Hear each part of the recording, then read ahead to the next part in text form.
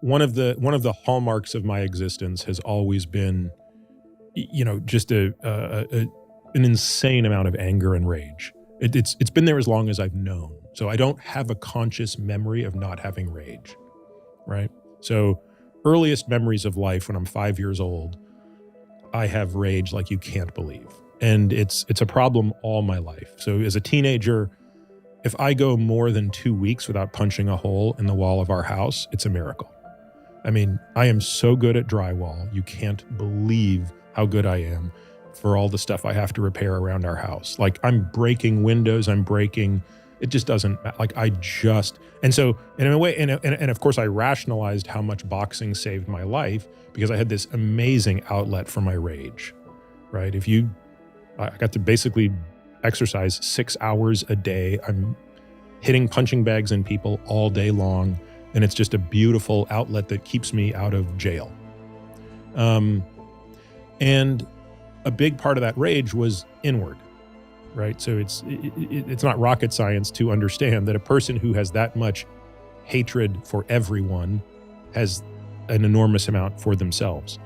And so one of the things I didn't realize was happening was what my inner monologue was, because as you can appreciate, your inner monologue is so frequent and ubiquitous and present that it's easy to almost forget that it's there.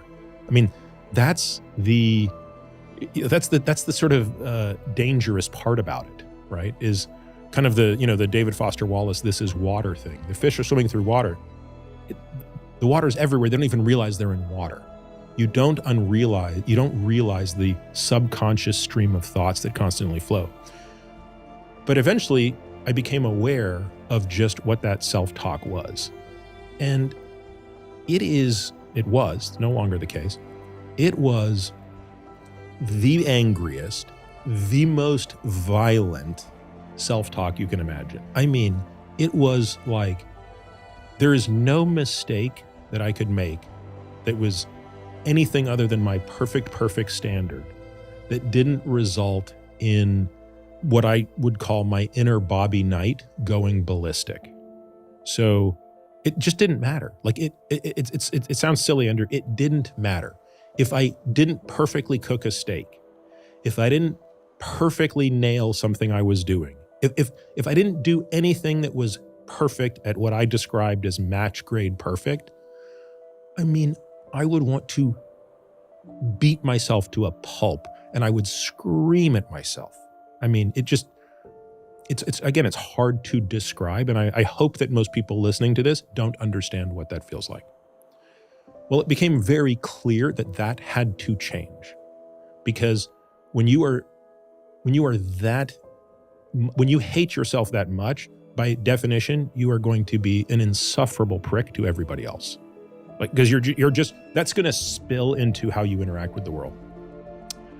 So I, was working with a therapist who was one of the people who was sending me to this place in Arizona. And basically it became clear that, they proposed that I could shed this trait if I was willing to do a certain amount of work. And I was like, there's no chance. Like, I'm 47 years old. This is the only way I've ever interacted with myself. How in the world could this be undone? It would take another 40 years to undo this. And they're like, no, here's this exercise you're going to do. So the exercise was, every single time I did something where I would have that self-talk, I would have to immediately stop myself and pretend that it wasn't me that just did that, but it was one of my closest friends.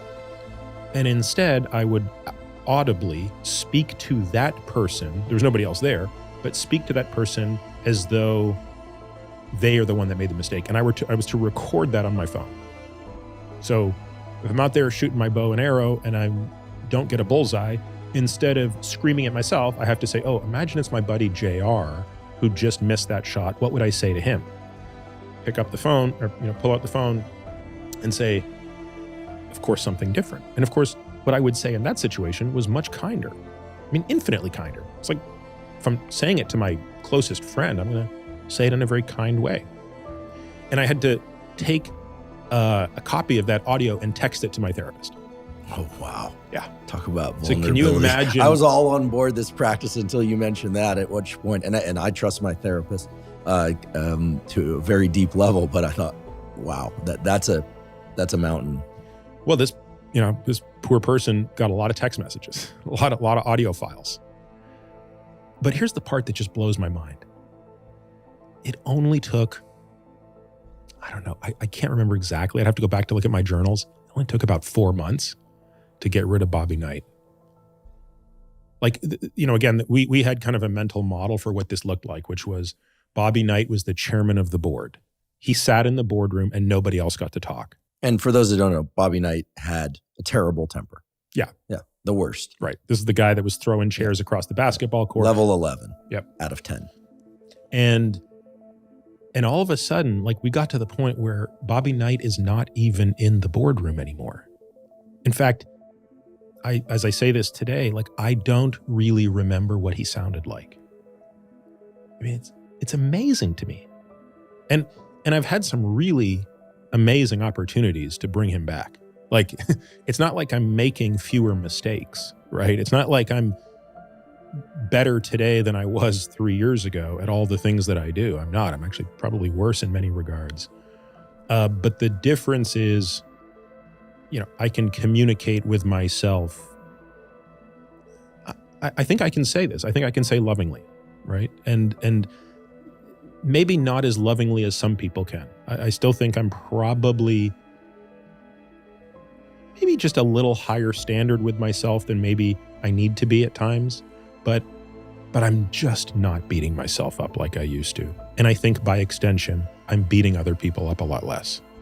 Well, I don't know the extent to which your internal narrative reflects the narrative that others have about you. But first of all, I want to thank you for sharing what you just shared.